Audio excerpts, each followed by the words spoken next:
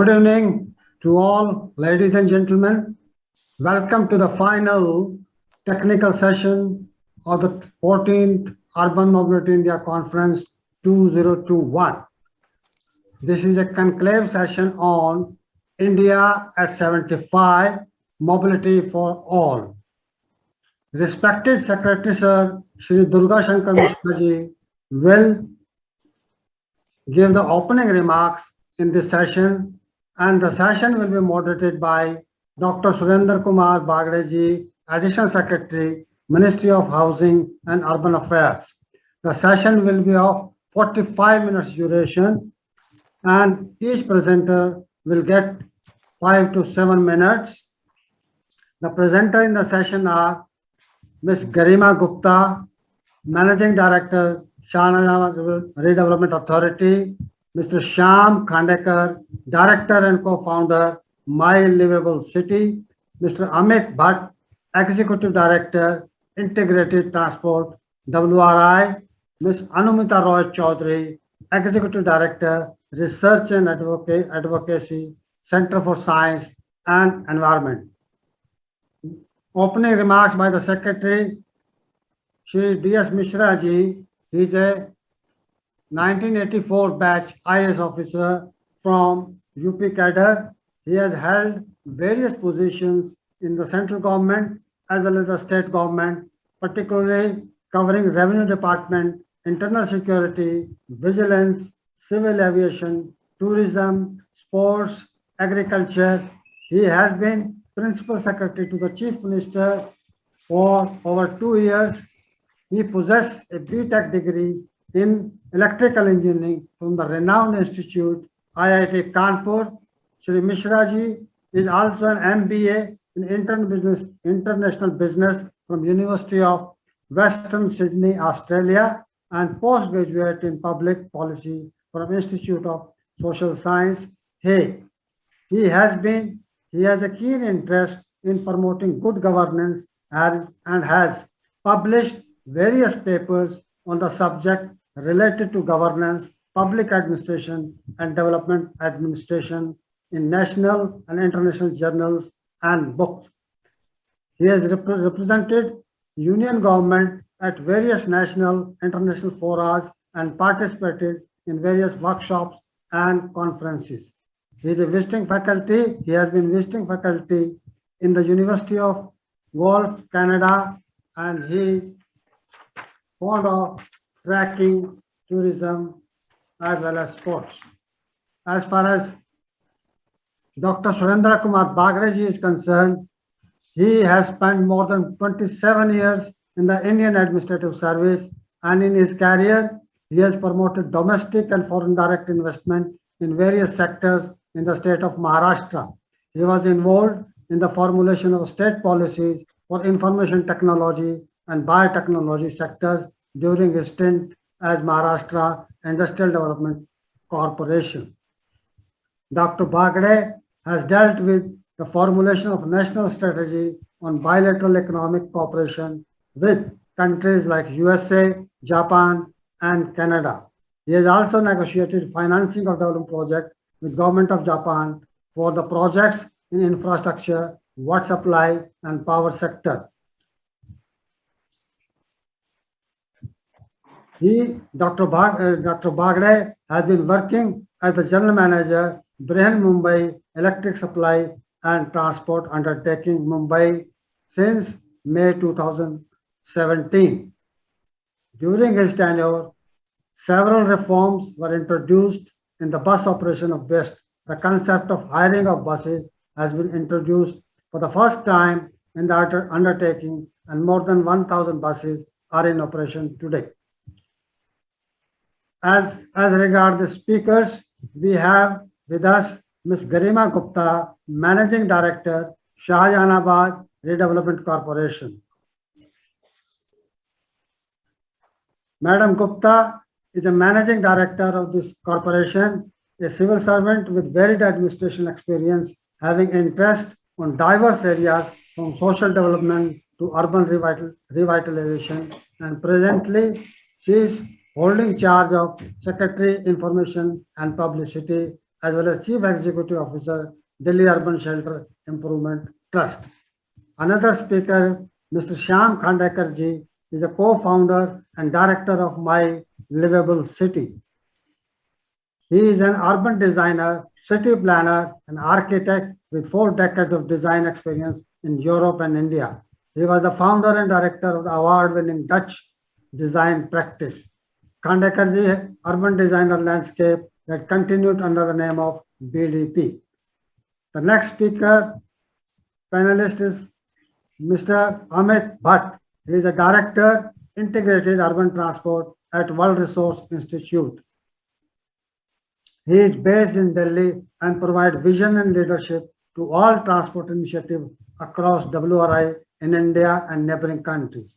He has around 20 years experience in the field of urban transport, electric mobility, road safety, non-motorized transport planning, street design, and urban development.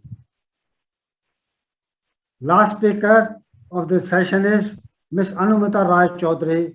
She is Executive Director and in Research and Advocacy, Center for Science and Environment.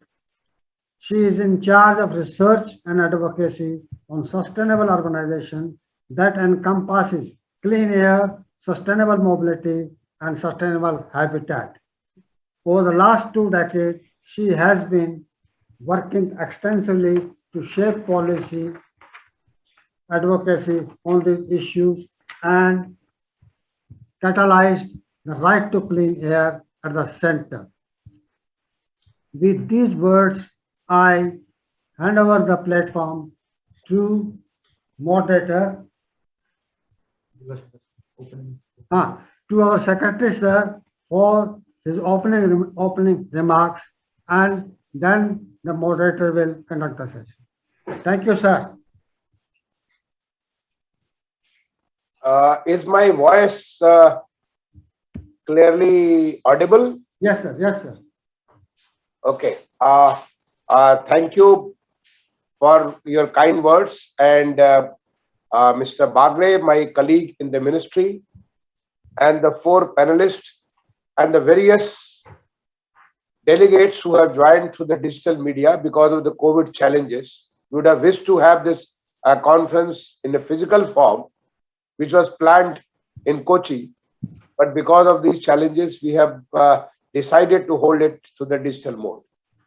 Now, already almost 5 hours we have been discussing on the various facets of the urban transport, and here comes the concluding conclave session on India at 75, Mobility for All. The theme for this whole day's conference has been Mobility for All. When I say all, it means it's an inclusive mobility.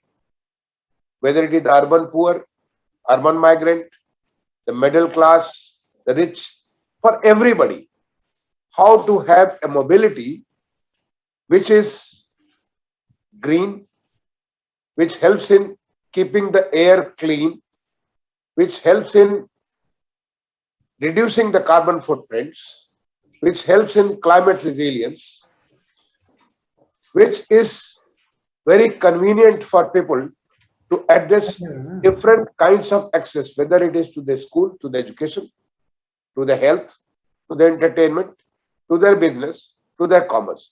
It's a mobility for all. When I say mobility for all, it also means it is access for all types of cities, whether it is the metropolis, population more than 40 lakhs, or 4 million, or million plus cities, or a smaller municipal corporation, or even a small cities, small towns. Everywhere we should have mobility for all. And there cannot be one solution. There has to be a host of different solutions, and you will see a glimpse of this in the last validity session, where our Honorable Minister is going to give award to the 12 different winners in different kinds of work of excellence in providing urban mobility to their citizens. Because mobility is so much important for bringing ease in life. You may have other kinds of infrastructure, whether it is housing, water, sanitation, education, health, but unless you have a good, robust mobility system, access becomes so difficult, so challenging that one, the quality of air goes down.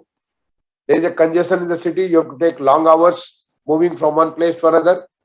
There are accidents in the city and the various other negative externalities. So what is that you can do? Yes, the country has addressed it through is addressing through the various modes. One, metro development has been huge. I mean, the last 7 years we have added 500 kilometers and we are constructing more than 1,000 kilometers beyond that. We are going to have a solid 1,800 kilometers in the next 4 or 5 years. Many more cities are under planning. Whether it is a metro light or metro new or the water metro or even metro. We have also gone for the BRTS. Honorable Finance Minister announced for the public transport and urban green mobility in the budget, and my ministry is working on it. We are trying to integrate the urban planning and the transport planning together, whether it is through the transport oriented development TOD or making the cities more transportable or promoting the green mobility or like cycle for change, streets for people or transport for all. So various measures have been taken, but we have to go beyond them also. We have to make the way country is progressing, our economic development, the policies of the government under the Prime Minister, under his vision, things are moving very fast. We are aspiring to become $5 trillion economy in the next 4 or 5 years. We are aspiring to become $10 trillion economy. Bigger the economy, more the money with individuals, and people will go for the individual transport. And think of it, if everybody gets their own personal transport, how cities are going to behave, how difficult it will be there to live. So what is that we can do so that there is a sustainable mobility? We get everything closer to our houses. Our keynote speaker today, Stephen Moses, who is the head of TUMI, he mentioned about the hyper local cities. I think we need to take cue from there. He also mentioned about reverse pyramid of the transport. That is, person on the foot to be at the top and those in their personal cars or the two-wheelers to be at the end. So this is all that which we are going to discuss. I'm sure the discussion in the today's conclave is going to be very interesting and we'll come out with what is there we have at 75 and also where do we want to go for when India celebrates its 100th years of celebration independence, that is in the year 2047. I leave it here and wish you all the very best for a very engrossing discussion in the panel. Wish you all the very best. We have the experts coming from the state government of Delhi, from the private sector, from the international experience, and the real practitioners. Wish you all a very good discussion. Thank you. Okay, sir. I'll come and go. Yeah.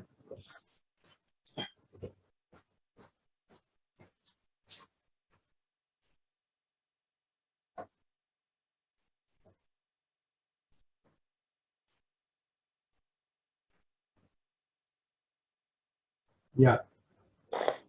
Sir, thank you very much, sir, for your remarks, sir. And you highlighted the issues which are very pertinent for addressing the issue of mobility for all. We understand that as we are urbanizing very fast, the challenge of providing mobility for all is a daunting one. We have also seen that the share of public transport in many cities has remained stagnant, and with the result that the personal mode of transport has been increasing. But again, that is the vicious circle. Less, investment in the public transport, and again, people switching for more personalized transport. At the same time, we have also seen that today's discussion has highlighted many issues. We have seen that cycle for change, street for people, These are some of the issues which we need to address in order to provide mobility for all.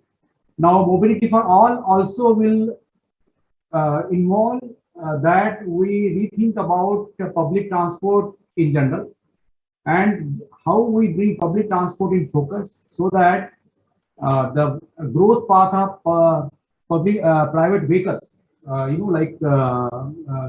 decreases, and that is very important to achieve. I'm confident that today's session conclave will show some pathways to us in for moving in that direction.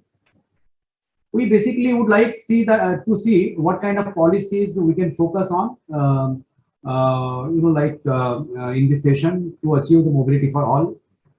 We also want to see that the genders are also treated equally and it's inclusive. At the same time, what we have been seeing that the pyramid has to be reversed, and that reverse pyramid, achieving that reversal of the pyramid is going to be a very daunting task. So I think these are some of the challenges which we need to address. I'm looking forward to discussion during the session. I will not take much time. I think there is much more to say, but I would like to listen from the speakers. I would like now to invite Ms. Garima Gupta to share her presentation. I would request that she completes her presentation in 5 minutes, and we can have next speaker. Good evening, sirs, and good evening to all my fellow panelists. I'm Garima Gupta, Managing Director of the Shahjahanabad Redevelopment Corporation, and I hope you can see my presentation. We have done the redevelopment of Chandni Chowk. As you all know, that it is one of the most iconic markets of the country, and it has been there since ages, and it had of late become one of the most congested markets, and we have reclaimed immense amount of public space and addressed the issue of the urban mobility, which is being spoken about over here.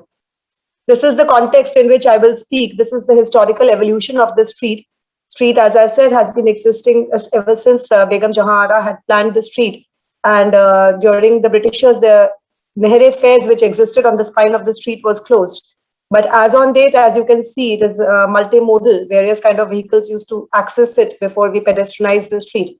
There were 2 railway stations and 4 metro stations around it, and it was the biggest national commercial center. Why was the need for transforming the street? There was an increasing congestion of the vehicles on the street, and there was no space for the pedestrians. As has been mentioned earlier, wherever we are doing planning, it is majorly done for the vehicular movement and very little for the pedestrians, and pedestrians are 90% of our population. So we decided to cater to that sector of the population. There were innumerable incidents of fire all across the street because of the transformers being placed right in front of the shops. Majorly shops are of clothes and garments, and they used to catch fire, and therefore that used to cause problems. There was a crime rate was going up, no equitable distribution of space, and pollution was very high. The image of the market was absolutely chaotic. As you could see that there was no sky visible, and there were scattered and tangled utilities, overhead hanging wires. It was not a user-friendly street because of the footpath and road being on different levels, no last mile public connectivity, and the street was not able to achieve its full economic potential. We addressed the issue of stakeholder consultation before going in for the project development, and there were multiple stakeholders. And as I have highlighted, a couple of stakeholders were the tourists, people who own shops, people who stayed there, people who work there as rickshaw pullers, and the pedestrians who used to walk across the street, political representatives, children who used to go to schools. But overall, the entire country had become a stakeholder because of the economic importance of the market. The way we implemented the design was that we have adopted a hybrid model of pedestrianization, integrated all the utilities, considered that the public amenities like toilets, police boats, schools, street furniture all across the street for the people to use it, and inclusive design approach, accessible elements, and a comprehensive traffic management plan because we were pedestrianizing the street in a hybrid mode, reducing the traffic vehicular movement, absolutely curtailing the MVs from 9 a.m. to 9 p.m. This is during the implementation of the project, how we tested the quality and the color of the materials to be used. The street furniture design elements were very carefully chosen. The utilities like transformers were upgraded, placed on the central median, camouflaged using the planters as well as these grills which were colored with the sandstone color of the red fort.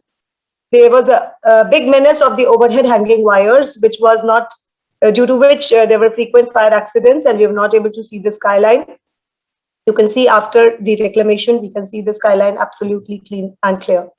We have integrated all other utilities, provided fresh elbowed connections, IGL pipelines, MTNL pipelines. This is the transformed plaza, and this is a before-after location, same location in front of the town hall. The iconic SBI, you can see the how the pedestrians are using it. The safe urban environment which has been created for everybody, NMTs, pedestrians, cyclists, the public amenities which have been transformed. We did not cut a single tree during the project. They were all preserved as it is. And we did not close the market even for a single day. And this was achieved by dividing it into sections. It was a step-by-step process because we had to take care of the traffic management all around the arterial roads. Also, we designed the scramble crossing, first of its kind on the Red Fort, and the street network because there are many arterial roads around. They had to be integrated with it. And a comprehensive solid waste management plan and a disaster management plan for the area, putting fire hydrants in place. As you can see that the traffic decongestion has happened and the area has opened up for the pedestrians. This is the visual integrity which is preserved, and one can now see Red Fort from all corners of the Chandni Chowk, the initial idea behind it. The street is very well illuminated at the night, and the people are visiting even during the night. They're taking the stroll. Children are cycling, skating. Local area has immense economic potential is now being used, and development is taking place. This is the public space which we have reclaimed, and as you can see, all sections of society are utilizing the space. The street furniture is being adequately utilized by all people, commuters, tourists, the homeless. These are the major outcomes of the project, that we have had an iconic market, which was the pride of the nation, and this was shown in a tableau on the Republic Day as well. The street is clean and organized, accessible to everybody, a sustainable street which is safe, secure, which has ease of doing business. People can walk. It is a healthy street with a very reduced amount of pollution. We have enhanced the cultural activities on the street, and the heritage value of the area has been preserved. Thank you so much. Garima, thank you very much. I think it was very well timed out. Thank you, sir. Very much thankful to you. Now Thank you, sir. request Mr. Shyam Khandekar to please make a presentation.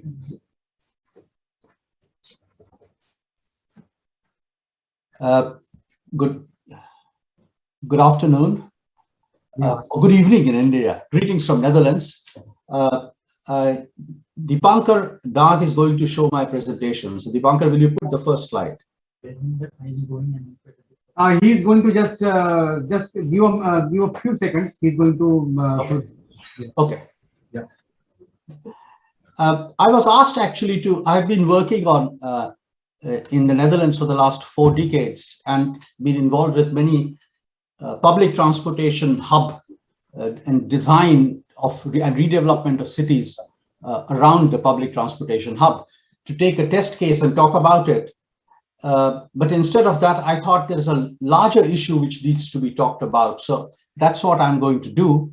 But I'm unfortunate. I have to wait till Dipankar puts up the slide. I think he should be doing it quickly, just to give. But I think what you are planning to talk about some. Okay, Dr. Bagre, I'll start anyway. Yeah. So that instead of wasting any time. So the idea the talk which I wanted to give just in 5 or 7 minutes is regarding the fact how mobility needs to be relooked at to create cities, to shape cities with resilience in times of climate change. So that is the topic which I want to talk about. And this is the first slide. So rethinking mobility to make our cities resilient in times of climate change. Now, if I can have the next slide, please, Dipankar. Yes. So if what you see on the left side is one of the large urban projects in Palais Koti called in Den Bosch, which is a provincial capital, which is about 30 hectares of redevelopment, which in fact answers to all the criteria which Mr. Daniel Moser today morning talked about when he talked about hyperlocal city. It is a walkable city. The public space, it's in mixed use. It has high density. The public spaces are basically only for pedestrians and cyclists. The cars have been put back. So basically the hyperlocal city, which Mr. Daniel Moser talked about, if you want to have a look, please come and we can show it to you. It's published in this book, which is on the right side, which I have which has been published in 2019. The three issues: resilience, mobility, and climate change. I think resilience to all of us suggests the willingness and the capacity to fight back. And in terms of cities, it means that whenever cities are hit by disasters or some sort of setback, cities have the possibility to come back. Now, these disasters, as we all know, we have been noticing it just now in Uttarakhand and Kerala, have been increasing, so that our urban centers are being hit by issues which are related to climate change, because of which we need to have cities which will be able to fight back.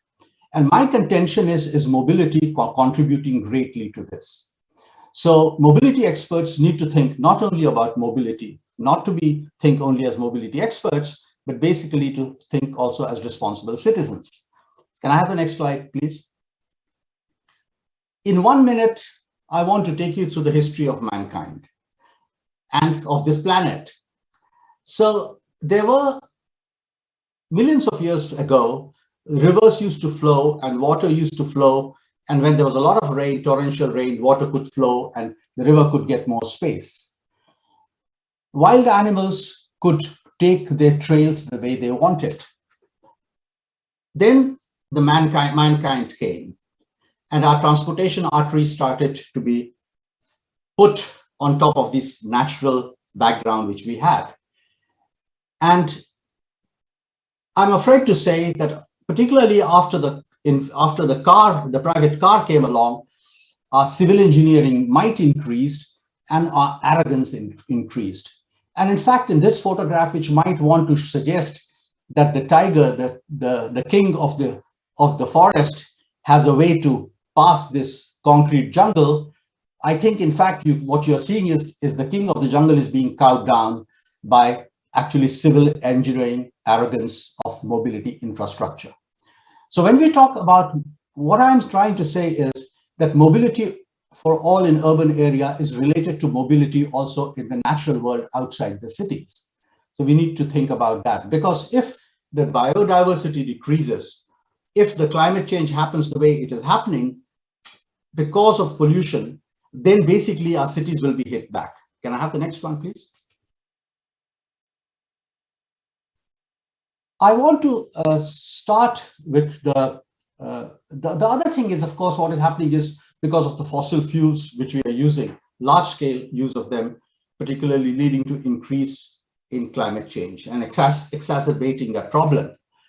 Now, some people seem to suggest, no, the transportation, depending on which country you choose, which year you choose, but very roughly a quarter of the greenhouse gas emissions of a country come from transportation.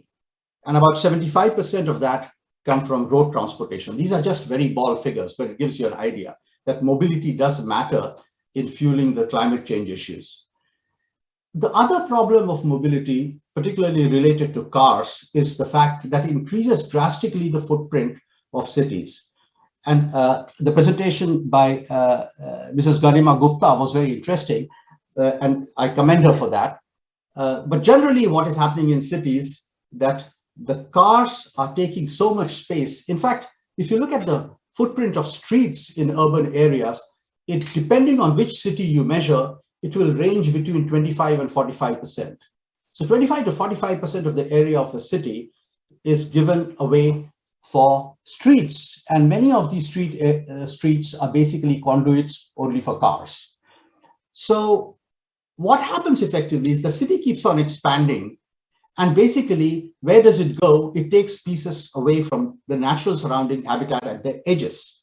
That's what is happening continuously. You look at our cities in India, but you look at our cities in other parts of the world, this is what is happening. So the car is not only polluting the atmosphere, but it's also taking away big footprint from nature, which has a possibility to heal the wound. So it's a double whammy which the nature is getting, basically. Can I have the next one, please? So the question then is to mobility experts is, because I just wanted to keep this a very short presentation, what can you do as a mobility expert? I Shyam, said, we'll have to finish in few minutes. I think. yes, I'm finishing. This is my second last slide. Yeah. So, Dr. Bagre. So the suggestion is that the car infrastructure needs to be scaled down.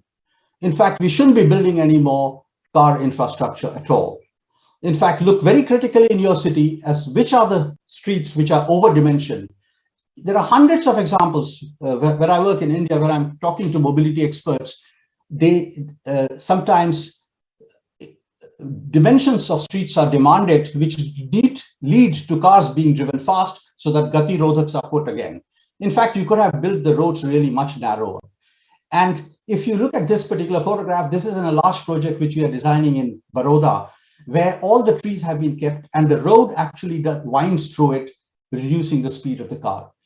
Don't be an expert like an expert who cuts down old forest to put up a big mast on top of a hill, but be an expert who understands that whatever you do as an expert can change the society in all sorts of other dimensions. Can I have the last slide, please?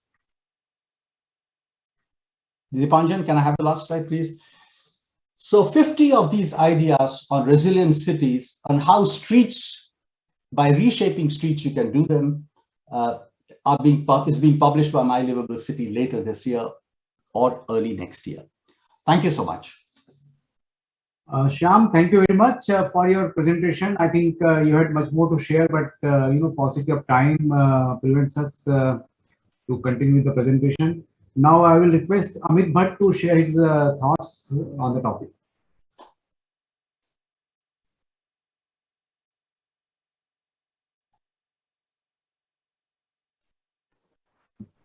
Thank you, sir. I hope you are able to hear me. Yes, please. Yeah, so when we talk about mobility for all, one of the key aspects that we have to remember, and this was touched base by earlier speakers, is the safety.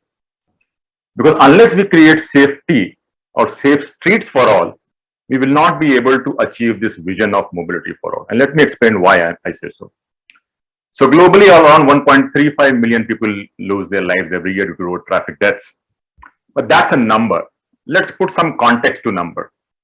That's something like a 1,500, 1,600 aircraft, jumbo jets crashing every day, 300 Titanic sinking, or 7 large stadiums sinking every day. So that's the magnitude of the problem. And what is even interesting is the fact that it's a #1 cause for death for young adults and children. And half the people who get killed are either pedestrians, cyclists, or two-wheel users. Now, the number in India is very stark. It's about 1.5 lakh deaths that happens every year. And in fact, WHO estimates that these numbers are even higher, in fact, close to 2 lakh plus deaths that happen every year. And this number is rising. Now, what I've done here is that on the left side, you will have the commute pattern as per the 2011 census. And on the right side, if you see, is the death of vulnerable road user, which is the pedestrian, cyclist, and two-wheeler. So almost if you remove the red pie, which is people not commuting, you will realize that almost 70% of the trips that happen in India, work trips, are either pedestrian, cyclist, or two-wheeler users.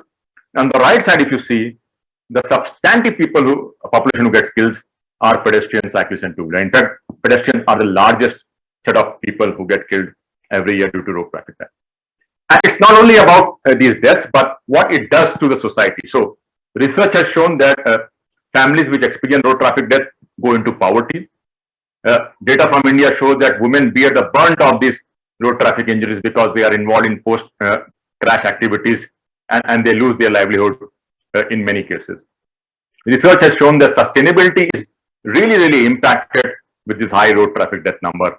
And there's a research which shows that countries can achieve anywhere between 7% to 22% increase in GDP over a 25-year period if they are able to reduce road traffic deaths and injuries. And that is why right from United Nations to large multinational development banks have looked at addressing this issue of road safety.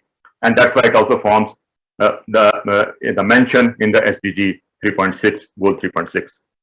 So why are we not achieving it? And one reason why we're not achieving is that the traditional approach of road safety is not working, and we have to look at an alternative approach. And that's what I'll be talking a little bit more about, this whole safe systems approach. Our approach that was developed in Sweden, the blue line that you see is a drop in road traffic deaths and injuries, and the yellow line, and the blue line is the increase in the road traffic volume. So even the traffic volumes are rising, the injuries are decreasing. And this is basically my last slide, and before I'll end it. So what it is done, and I think this is where we have to think a little more, that road safety will require multiple action on multiple fronts. But there are three most important aspects, and that has to do with the way we plan our cities, and that is really a focus area which the Ministry of Housing and Urban Affairs is also involved in. One, I think land use planning. We can really create cities which are safer by design by creating streets which are safer by design. So if you want people to use walking, cycling, and public transport, we have to create safe streets by integrating land use and transport. That's point number one. Point number two, we also have to provide improved mobility options, and the work around public transport is actually a strategy to improve road safety as well. So safe public transport is a recipe for improving road safety. And last but definitely not the least, in fact the most important point, is creating streets which are safe. And that can be done by creating streets which have safe spaces for people to walk, safe spaces for people to cycle, as well as we need to have safe speeds in our cities, because one of the biggest killers in our cities is streets. So as the previous speaker spoke about creating livable cities, I think if we are really looking at creating mobility for all, we have to create streets for all, which are safe and conducive for all category of road users.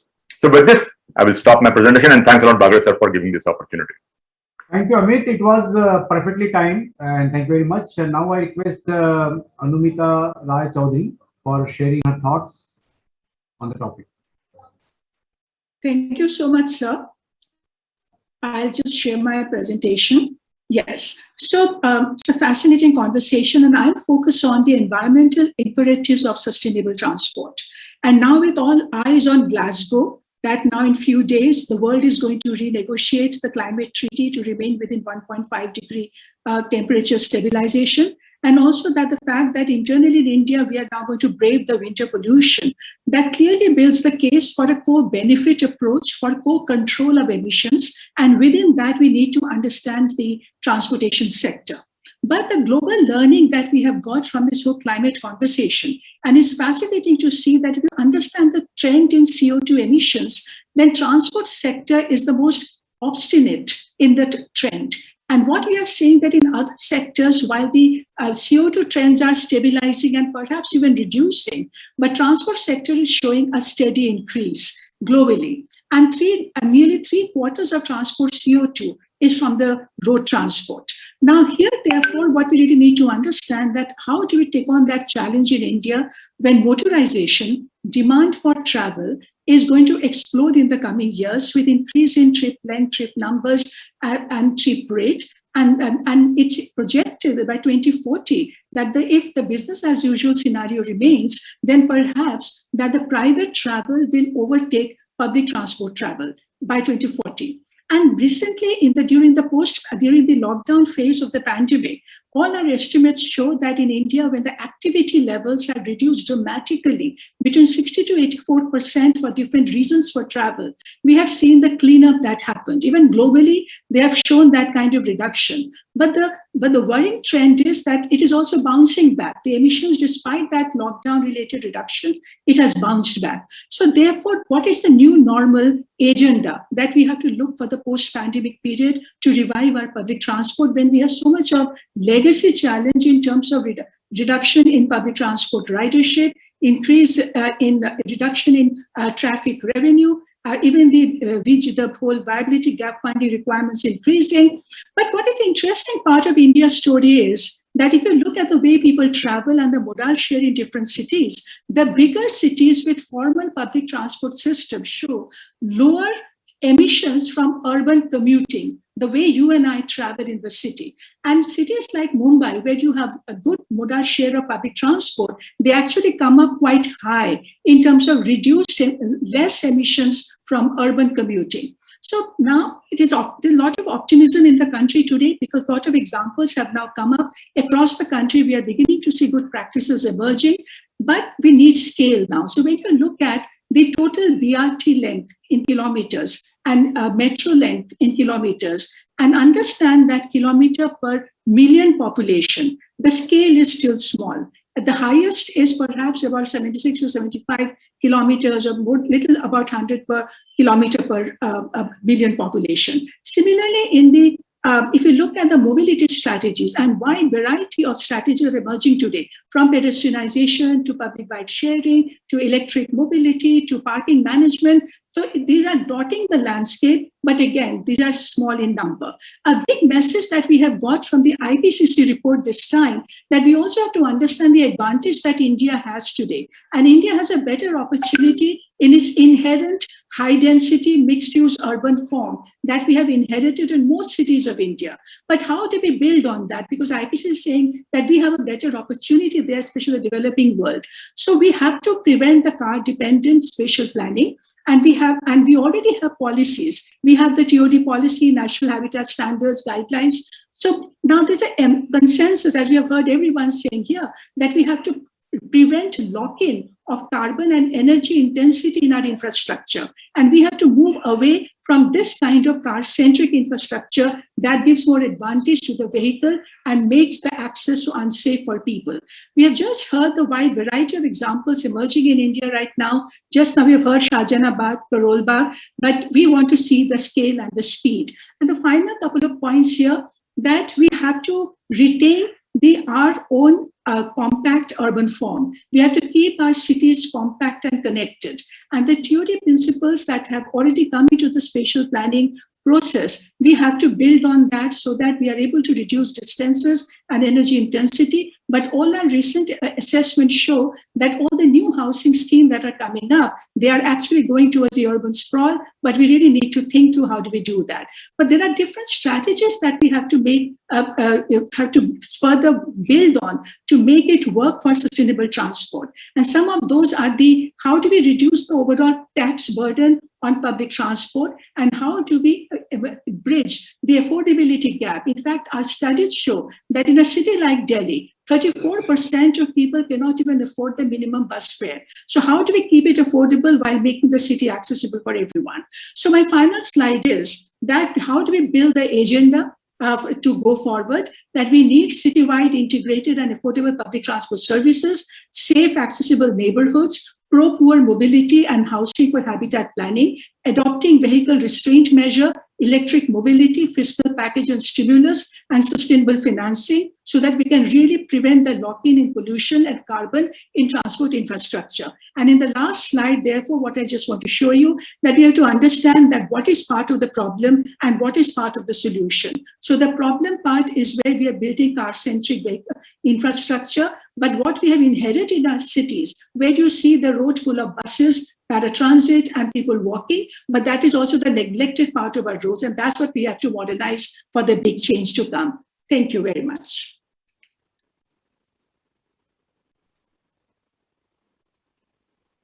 Thank you very much to all the participants, all the speakers who have participated here and shared their thoughts. We have some time for question answer. I was supposed to end the session at 7:45, but I think there is only one question which we have received, and the question is road safety. It's on the road safety. What should be the single most effective? We have some time for question answer.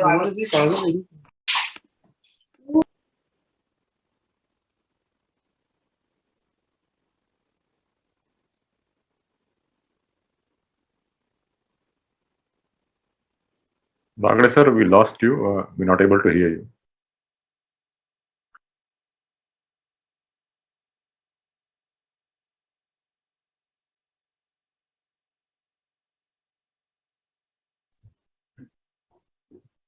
Okay, I think Bhakra sir ka internet some problem. I don't know what was the question because he is sitting in a different room. What is the question? Question kya? The question sir ke baat mein. What is the question?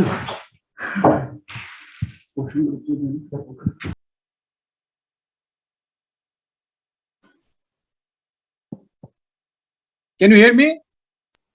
Please, sir. Yeah, I think we had only one question about the road safety, and I would request anyone from the speakers to address the question. Sir, can you repeat the question because we lost you in between? See, yeah, I think my system closed and then I had to. The question was, what is the single most factor for reducing road fatalities in Indian context? Single most important factor which can be, addressed. Absolutely, sir. I think, and if you look at this, so if you look at the data, the bulk of the deaths that happen in cities are pedestrians. And the single most important factor is speed. So so there are two things to do. One, if we can manage speed, and how do you manage speed? Enforcement is one, but can we manage speeds by creating safer streets? I think that is what we have to do. So we have to, so if you look at the Stockholm Declaration last year, it was recommended that streets which have activities on both sides should not be designed and enforced for speeds greater than 20 miles per hour or 30 kilometers per hour.